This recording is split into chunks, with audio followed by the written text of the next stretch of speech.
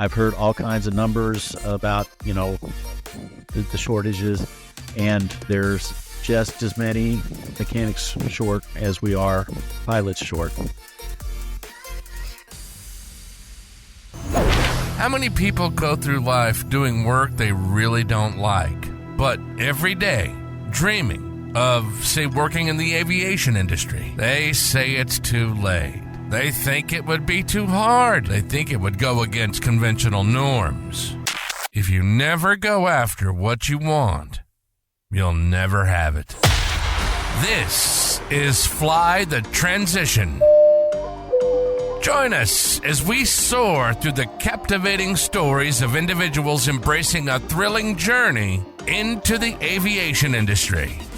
From pilots spreading their wings to mechanics fine-tuning the engines and a myriad of industry professionals, each with a unique tale to tell. Get ready to dive into the diverse backgrounds, the pivotal moments that propelled their leap, and the sheer determination that transformed their aspirations into reality. We're not just about dreams. We're about making them take flight. Welcome to Fly the Transition. And now your host, Jim Schilling. Welcome back, all of my aviation friends, to yet another episode of Fly the Transition, where we'll explore another journey of aviation career transformation. So I'm really excited for this episode because we're going to talk about a subject that is outside of the flight deck of the aircraft itself. We've talked to a lot of pilots and people who have gone that route into aviation, but today we're going to talk with Steven, who is a mechanic. Now, we've talked about the pilot shortage, but an area that I have mentioned before that doesn't get enough attention, I believe, is the aviation mechanics that are out there that are also in high demand. Let's face it, whether you're a private pilot flying your own aircraft, a small flight school, or an airlines, none of those planes get off the ground if not for the hardworking mechanics who are working in the background. Similar to the pilot shortage, a big part of the problem is that aging baby boomers are not having enough Gen Z workers entering the workforce to make up that shortfall. And some are predicting that shortfall in the aviation maintenance space is somewhere between 12 and 18,000 jobs in 2023. According to the Bureau of Labor Statistics, the aviation industry will need to fill 12,000 aircraft mechanic jobs annually just to keep pace. But the prediction is that the output from aviation maintenance training programs falls short by about 30%. So outside of the aging workforce, another big part of the barriers here is the lack of awareness. Many young people are not even aware that aircraft maintenance is a career path. And there's also misconceptions about the skill and education required to get into the field in the first place. As we'll hear in my interview with Steven, a big part of his role now is education within that space. He's going to talk to us about what these aviation mechanic programs are like, as well as the time that you can expect to spend in a program like this. So since Steven also spent time as a scuba instructor, let's use a cheesy pun here and say, let's dive into this episode with Steven on Fly the Transition. Well, Steven, thank you so much for joining me tonight. Appreciate you having you on the Fly the Transition podcast. Thanks for joining me. My pleasure to be here. So we're just going to jump right into things. I'm excited personally to have you because we haven't had an A&P yet. So awesome. To have someone with that background is going to be really cool. I want to try to focus not just on the jobs on the flight deck, but I mean, everyone talks about this pilot shortage, and I don't think there's enough attention being paid to, there's a shortage with A&Ps right now too. So. Oh, absolutely. And pretty soon there won't be anybody to even do the general maintenance on the things. So pilots won't be able to do what they do. Right. It's all the pieces have to come into play. So absolutely. All right. So I think what we'll do then is let's talk about how you first got exposed to aviation. Way back in the Stone Ages, I guess, my dad took me to an air show in our hometown, and just fell in love with airplanes, as many of us do, and just kind of always wanted to be a pilot, I guess, was my main thing. I wanted to do something, and everybody always thinks when aviation, they think, oh, I want to fly, I want to be a pilot. So that from a very young age, just got interested in, airplanes in general, but never really did a lot of research in it or anything. It was just kind of something always in the back of your head, like, Ask a little kid what they want to be. I want to be a firefighter. I want to be an astronaut. I want to be a pilot. So fast forward to early college years, and for some reason, I decided to visit our local FBO. And of course, the one side had the Beach Aero Center, and the other side had the Cessna Training Center, and of course the fun rivalry between those guys. Right. And I always thought that the low-wing aircraft looked cooler than the high-wing aircraft. I mean, you're right, but don't want to offend anybody out there. I've flown them both, but yeah.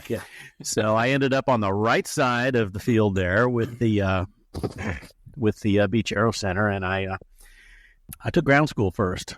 Just got in with the folks there that were really awesome and really nice, and we got me signed up for the ground school.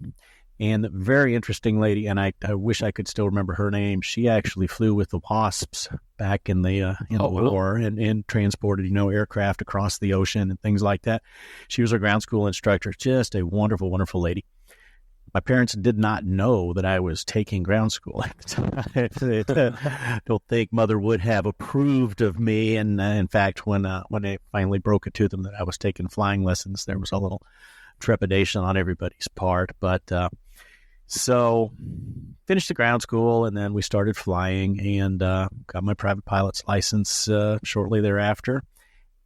From there, I bought into a little flying club. There was a little barn find 150 that they had, and had taken it to the local technical institute and had it rebuilt, and of course signed off by the appropriate people. And there were 10 of us in the airplane, and my flight instructor and I were the only two that actually ever flew it, so it was really great. And $20 an hour wet in those days, which was pretty amazing. So just started flying a little bit more, and then other careers in life kind of got in the way, and it's like, well, I never pursued it any further than that. So at that point, I mean, as you're learning to fly, you're not considering it as a career option, are you? Is this just a hobby, something you always wanted to do, or? Yes and no. I kind of was thinking about doing it as a career, and there was a young lady that was kind of going through the same stages as I was at the time, and she ended up as a captain for a major airline because she kept going, and for some reason, I just took another path for a while, and never lost my passion for aviation. Every time there was an air show anywhere close, I'm always going, and I'm a pretty avid photographer, so I do a lot of air show photography these days. About all the photography that I get to do, flying for fun and the $100 hamburger occasionally was about the only flying that I continued to do. And then, of course, as life got busier and careers, etc., started becoming a little bit less and less. So with aviation not being the career path that you chose, what road did you go down? So I have had a fairly interesting career path. At the time that I was taking my flying lessons and flying, I was actually working for a retail electronics store. And then I got a little bit further along in college, and I ended up going to work for a local science museum. So I started teaching. Basically, it was astronomy type things and some science type curriculum. It was a science center and a planetarium, and ended up running the planetarium and doing that for a while until it became kind of tedious, I guess, and kind of wanting a change. So in the latter years of me working there, I took up another hobby. Like, we can't never have enough hobbies, right? So I decided I wanted to learn to scuba dive. So I took scuba diving and ended up becoming a scuba instructor and good friends with the owner of the local scuba shop there. And at that point, there was one spring, a friend of ours came into the shop and said, "Hey, you know what? You should go to Florida. There's a what's called a high adventure base down there for the Boy Scouts of America.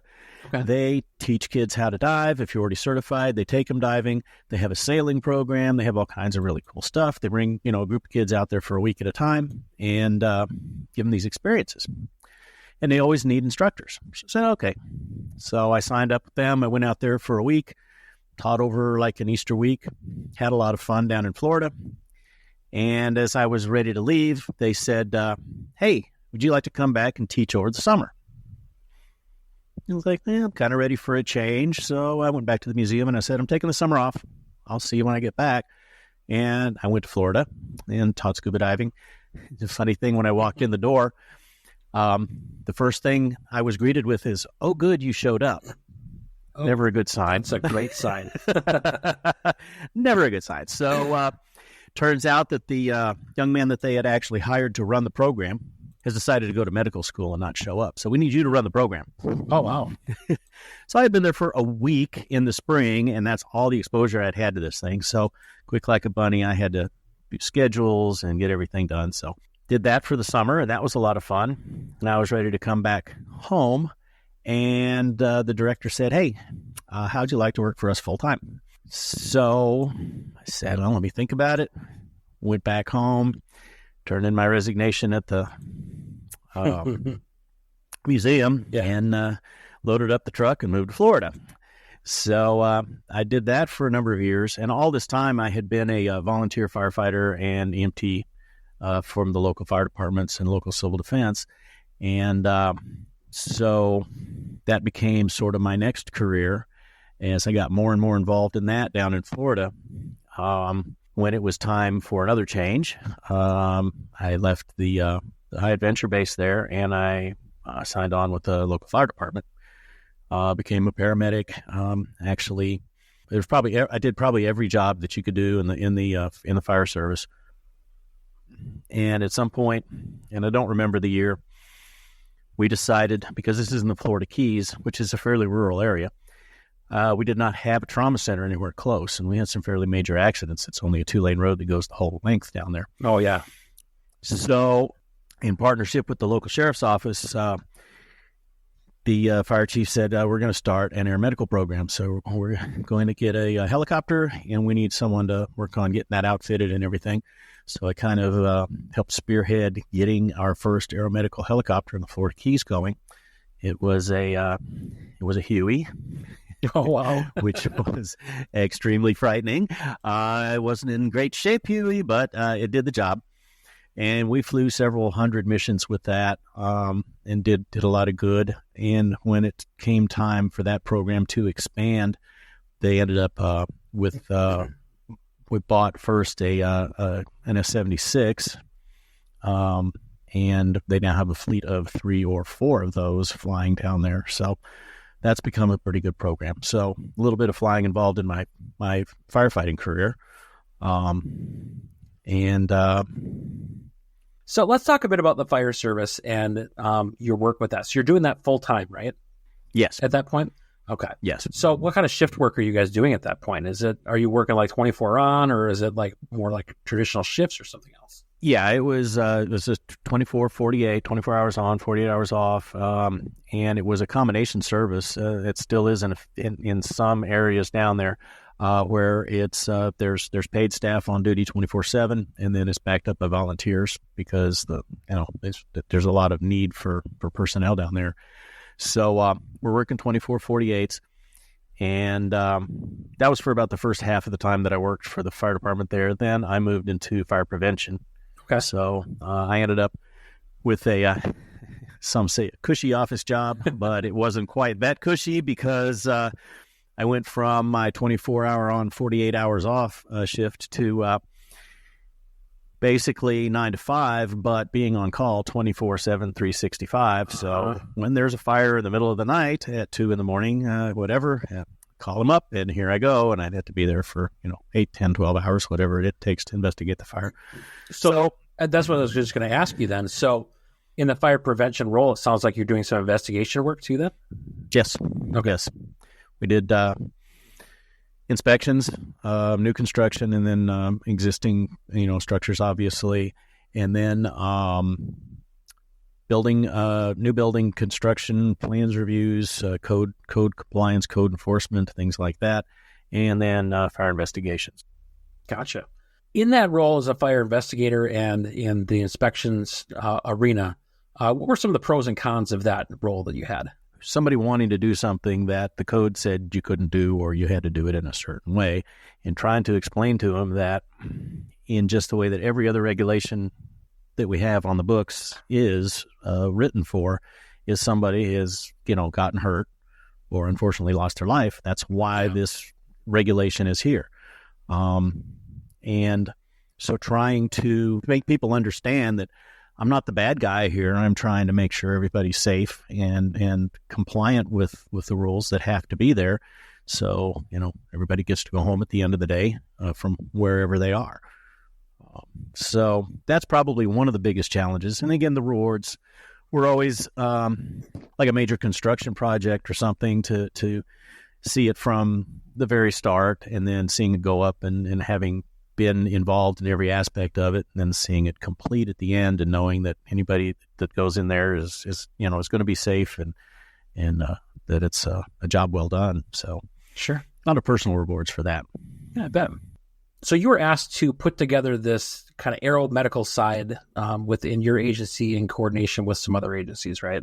What all did that entail? I know you mentioned you guys are flying Hueys, but what work went into actually creating a program like that and getting it off the ground? Pun intended. Even though it was with a helicopter, right? It's still getting off the ground, right? Yeah. So they asked. We had a few folks that were fairly ambitious in the service there to kind of visit some other agencies and see how theirs worked. We kind of modeled our transport side with Miami Children's Hospital. Had a very robust program. They actually were flying S-76s because they had the capacity to take the large incubators for like the newborns and the neonates and things like that for emergency transport. So a lot of our initial stuff, just looking at how to structure transports and things like that, came with them, and a few other agencies locally that had helicopter services, Miami-Dade Air Rescue, Broward, things like that. So we didn't have any choice of the helicopter. The sheriff's office acquired that. The most recent job before we acquired it was a firefighting helicopter for a sheriff's office in the northern part of the state. So we flew up there one day to look at it and see, how much room we had, taking our tape measure and measuring everything out, trying to make sure we could lay everything out. And the small amount of space in there was obviously a big challenge, where we have to put all of the equipment that we need, not just to get it in there, but to make sure that it was readily accessible when we needed it. And tried to model it after the back of our ambulances, so it'd be kind of familiar to the folks that were flying in it, and that didn't work. There just wasn't enough room, right? So we kind of had to twist and turn stuff around. Sure. Then at the same time, the battalion chiefs and the EMS chiefs were coming up with the protocols for selecting the people who were going to fly on it and train them and test them out. So we had a good core of folks that were going to do that. Then we got it down to when we got down there, we, the sheriff's office had their mechanics obviously go over it, and they stripped it out and said, all right, what's going where? And we kind of had to get a couple of cabinets mounted and things in there. Now, of course, because it was a Huey and we're in public use, so we didn't have to get a lot of FAA approval for where stuff was going in that. That was my next question, actually. Because public use is kind of the, the experimental of that genre, what I'm trying to say, that, so not subject to all of the regulations that a certificated airplane is or aircraft is. So we had a little bit of ability to do what we wanted and put stuff in there. So, the main cabinet we had for storing our supplies was just a little 2-drawer filing cabinet. It wasn't anything that had a PMA or any kind of anything that the FAA would have approved of in there, but it was bolted down, and of course the mechanics did the CG checks and everything to make sure that everything was going to be good. We did have weight limitations, obviously, for patients as well. That was one of the first things that the crews would ask when they were called to the scene, you ask the medics on the scene, what is the weight? Because we had a very narrow range with everybody, all the equipment that we had in there. So that was an interesting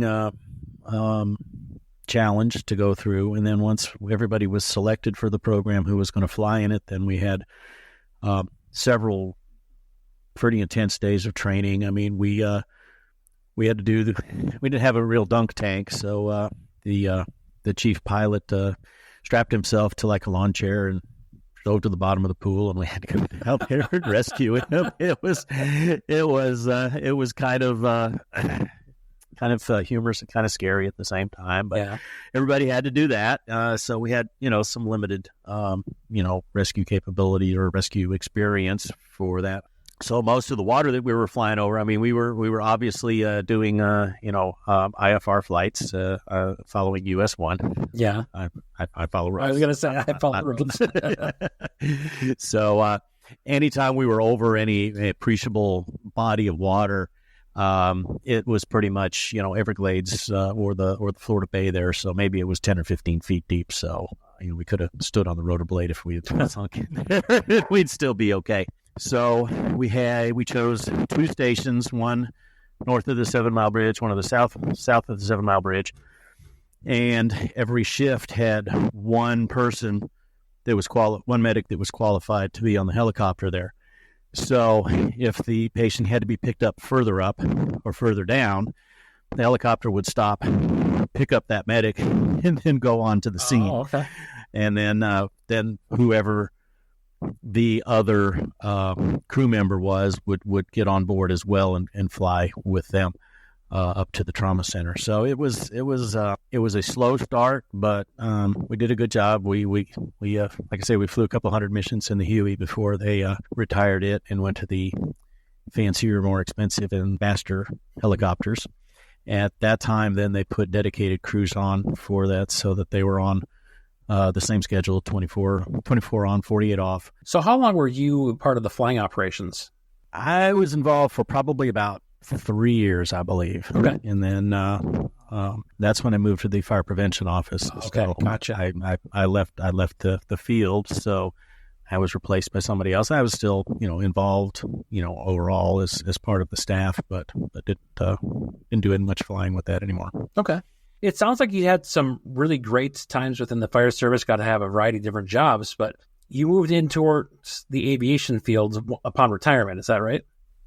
That's correct. So as you retire then, what does the path look like for you? Like, do you know that you want to get into A&P work? Is it something you've been working on the side before? Or? I had no clue, and it came out of the blue. So I retire. I sell my place in the Keys, which was wiped out by Hurricane Irma anyway, so there wasn't anything of it left. Came up to the area where my parents were living. We're on the west coast of Florida. So I'm enjoying retirement. I'm just sitting around doing my thing, doing my yard work and tinkering with whatever I'm tinkering with. And I look at the paper one day, and I see that the local technical college has received a grant from the state to start an aviation maintenance program. And I was like, hot dog.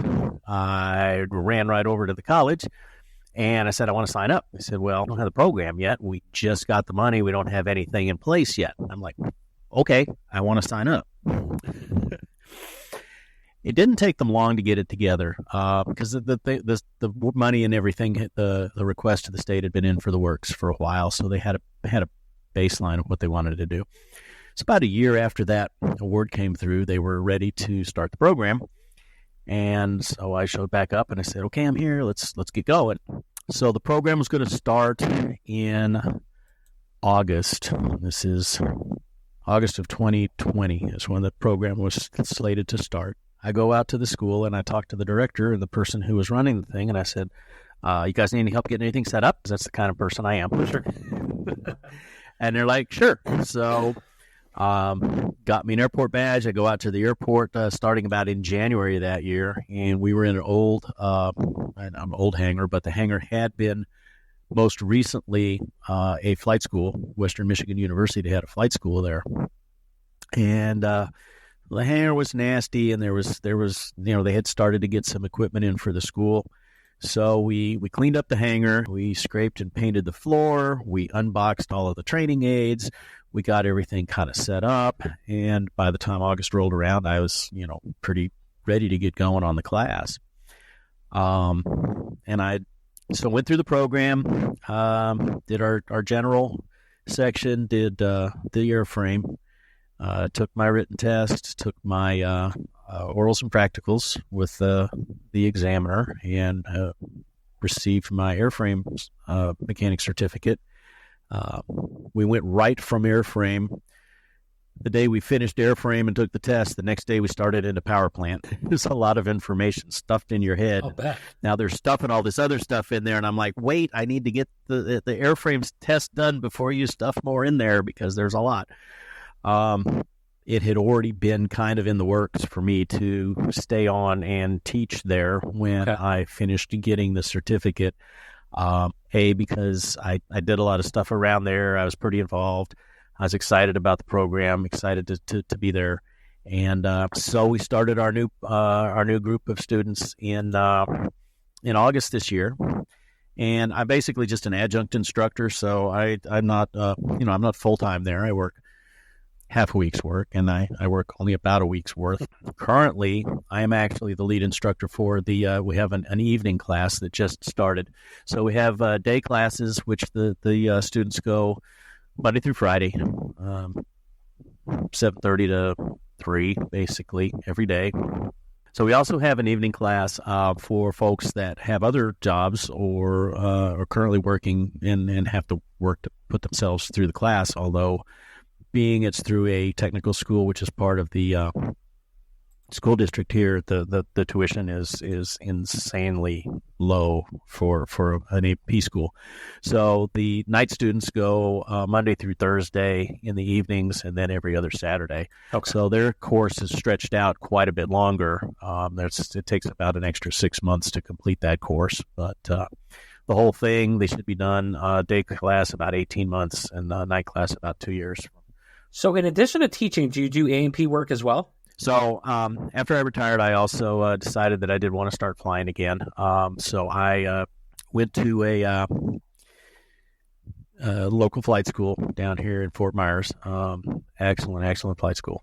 And signed up, and I got my instrument rating and was flying those high wing things around a lot, and which is fine. They're all right. They're okay. And they also had I got checked out in an SR-20 as well, so they had a Cirrus there, which was really cool. I got in that when it had 50 hours when I flew it first, which was amazing. I mean, brand spanking new, so it was great.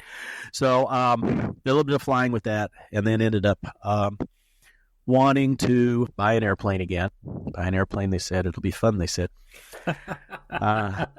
Well, I'm going to be a mechanic, so, right, there's not going to be that much maintenance stuff I can do myself. And then you just have to have an IA sign-off on it, and it's not that big a deal, and okie dokie.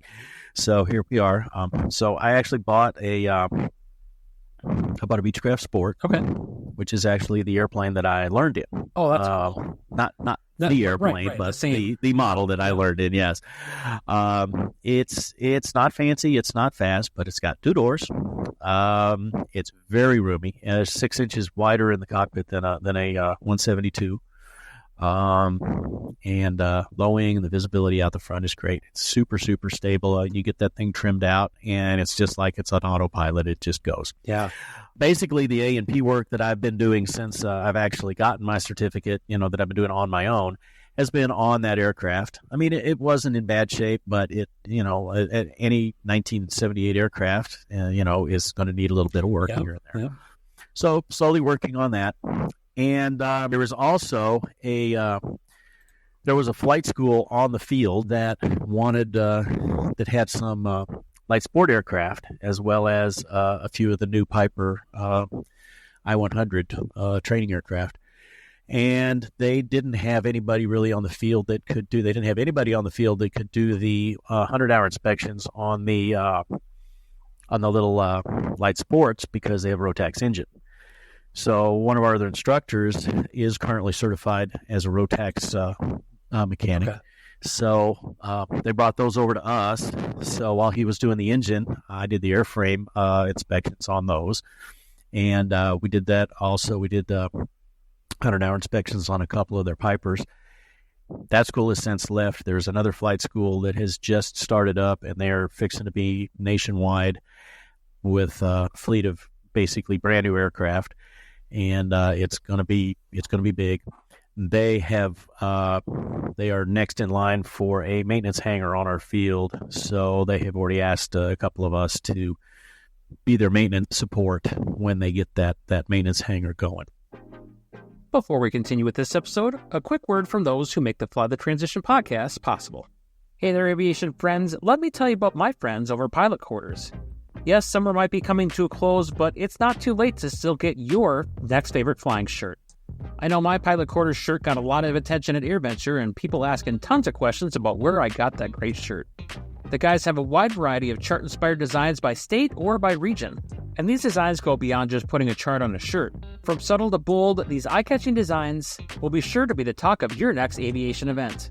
Go check the guys out and order your next shirt today at pilotquarters.com and soar in style. Are you a fan of the podcast that wants to show off your support at your next aviation event? Well, check out our awesome merch. We have t-shirts, hats, and more featuring our vibrant full-color logo, or if you prefer something a bit more subtle, go with the black stamp design. All of our shirts come in a variety of colors, so you can find the perfect fit for your style. Head on over to flymidwest.com/merch today to grab yours. We are entering the peak of summer flying season, and that means it's time to upgrade your eyewear with Flying Eyes. These aviation-inspired sunglasses feature a sleek, durable, and impact-resistant design. Their gradient lenses are perfect for pilots, providing maximum ease in reading your instrument panel. Say goodbye to those headache-inducing gas station sunglasses that fit poorly with your headset. Flying Eyes is designed by pilots for pilots to ensure superior comfort, even on the longest flights. Head on down to the affiliate link down in our show notes and enter code FlyMidwest10 for 10% off your next purchase at Flying Eyes. You're listening to Fly the Transition. If you've ever thought about changing careers and getting into the aviation industry, welcome to your new home. Now, back to your host, Jim Schilling.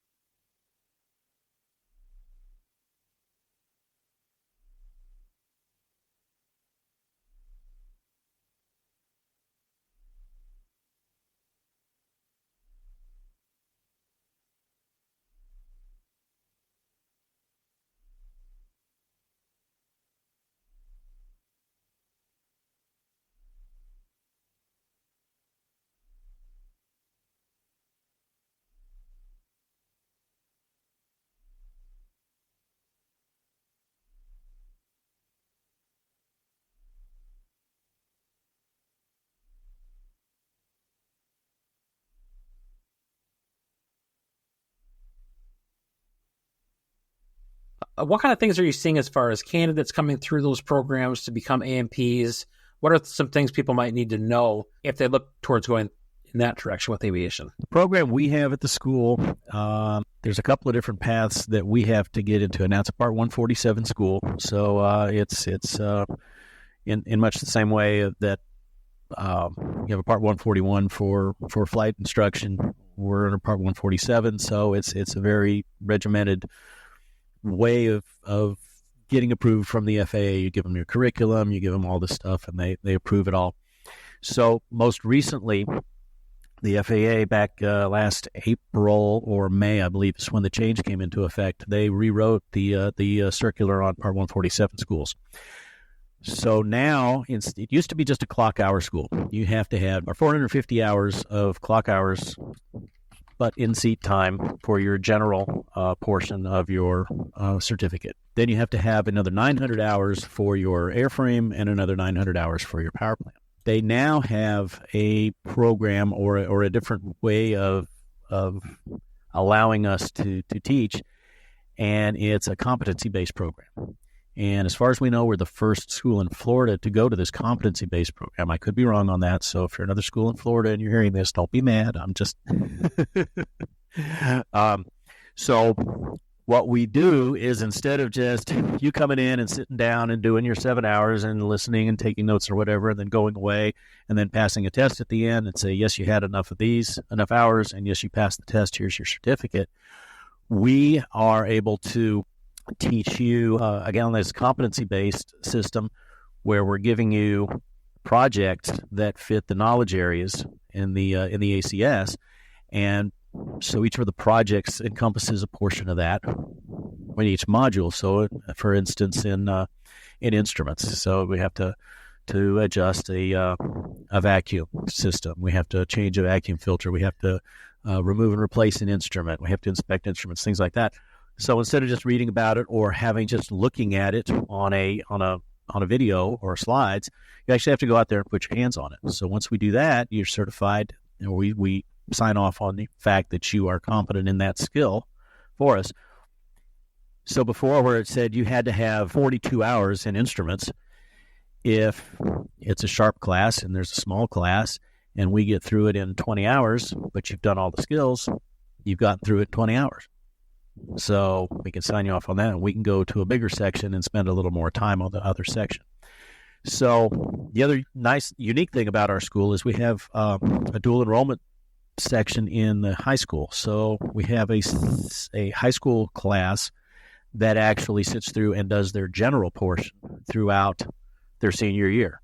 So they'll take 3 class periods. They'll come from all the schools to the central campus, and they'll take their general portion classes at the end of the school year. Assuming they've done all the skills, they get signed off so they can take their general written test and then go right into the airframe. So when they come to us at the airport campus, they're starting right at airframe instead of having to go through that extra general. Okay. So they've gained 450 hours. So we have kids right out of high school coming to the school, and actually one of our better classes that we've seen so far right now happens to be the class that graduated last semester and is now in Airframe 2. They're actually finishing up Airframe 2 here, and we'll be starting power plant very shortly. The classes that come in and start from scratch with us, we have 18-year-olds, we have 50-year-old pilots, we have every aspect in between. The biggest thing I see with folks coming in is I don't think they understand necessarily the scope of everything that's included in this program. You think about it, you're an airplane mechanic, you work on airplanes. So most people think, what do? You fix the engine, right? Right. Yeah, there's engines, right? You say, what's the class? The class is learning how to work on engines, take the engine apart, put it back together. Well, there's wings, and there's skin, and there's flight controls, and there's brakes, and there's hydraulics, and there's fluid lines, and there's fuel, and there's just so many aspects of systems that go into making these things work. And when you just looking at a GA airplane, when you go starting to look at the commercial aircraft, it's amazing that those things work at all. It's like magic. But I think the perception, and I don't know if it's just we're not doing a good enough job of telling them everything that's involved in this, or if they're just kind of like, yeah, there's a lot of stuff, that it's kind of overwhelming to them when they get in there. If you had someone come into your school now and they're asking for advice on what they should do to go through a career transition like this, what kind of advice would you give to them? So the advice I'd give to somebody who was transitioning, changing into this profession would be to know that it is a very serious profession to get into. And even if you're just going to do it so you can work on your own airplane, or maybe you just want to get the knowledge and a little bit of experience because you want to go buy a kit, build an experimental, and have it put together. Whatever you're doing, whatever you're getting into the field for, whatever your motivation is just to take it very seriously. Know that it can be a lot of fun, and you're going to meet a lot of great people and have a lot of great experiences with it too. And do your research on whatever school you're going to go to. There's great schools out there. There's good schools out there. There's adequate schools out there. The FAA oversees all of them, so they have a set of minimum standards to meet. But if you are interested in going to a school, talk to the administrators, talk to the instructors, talk to the other students. If the school doesn't want you talking to the students, that might be a little bit of a red flag. Go stand outside the gate and wait for them to get done with class and say, "Hey, I'm thinking about doing this. What's it like?" I think it can be a very rewarding career. And I tell you, if I had known way back then what I know now, I certainly would have gone this path much sooner in life. I think that the opportunities are endless, especially in this day and age. Like we mentioned, the pilot shortage, there is definitely a mechanic shortage as well. And, whether it's an A320 out there on the ramp that's waiting for one of the line guys to come and just check the oil levels in the engines before it can take off again, or something happens that needs an actual repair before the aircraft can go, the pilots can't fly it anywhere if it's not in an airworthy condition. I've heard all kinds of numbers about the shortages, and there's just as many mechanics short as we are pilots short. Exploring the A&P side is really important too. It's not just all about the jobs on the flight deck. There's plenty of other jobs in aviation that, you've got the people that say, you can't get a medical. You can't, for one reason or another, make the transition into the airlines, but there's other things out there for you. So focusing on jobs like this, I think, are important too. So I certainly appreciate you being on. Thank you once again to Stephen for coming on the Fly the Transition podcast and sharing some insight on this important part of aviation. So while Stephen took this as an opportunity to find a career after retirement from public service, this isn't just limited to those who are near retirement age looking for their next career. This could be someone who's tired of sitting in the office. It could be a kid fresh out of high school that just doesn't know that these programs exist. So whether it be someone who's ready to make a career transition or someone just looking for their first career in the first place, get the word out there about jobs like this so that we can continue to fill those gaps of the aviation mechanic shortage as well. So if you or someone you know may be interested in a career path like this, the FAA's got some great materials on their website about how to become an aviation mechanic. The site will include general information about career and wage opportunities, frequently asked questions, requirements to be an aircraft mechanic, as well as where you can find educational programs to begin your journey. That website's going to be faa.gov/mechanics/become, and I will put that down in the show notes if you are interested. So let's talk about our next episode. Next time I'll be joined by Nicholas, who went from welding and fabrication jobs to chasing his dreams of aviation into a Part 121 Airlines job. While he feels that his journey and destination aren't all that unique, his background and past certainly are. So you can check out Nicholas's story in our next episode. If you are interested in being a guest on the Fly the Transition podcast, or if you like what I'm doing, shoot me an email, flythetransition@gmail.com. I'm always looking for more people who are willing to share their story in hopes of inspiring others. Thank you so much for joining me on this episode of Fly the Transition, and until next time, keep your eyes on the sky and your dreams soaring high. You've been listening to Fly the Transition Life is too short for you not to do what you love. And our passion is to give you all the tools you need to make the transition from doing what you do to being in the aviation industry. We hope you've enjoyed the show. If you did, make sure to like, rate, and review. And we'll be back soon. But in the meantime, you can reach out by email at flythetransition@gmail.com. Find us on Facebook at Fly the Transition. And the website for Flying Midwest Media is flyingmidwest.com. Keep soaring. See you next time on Fly the Transition.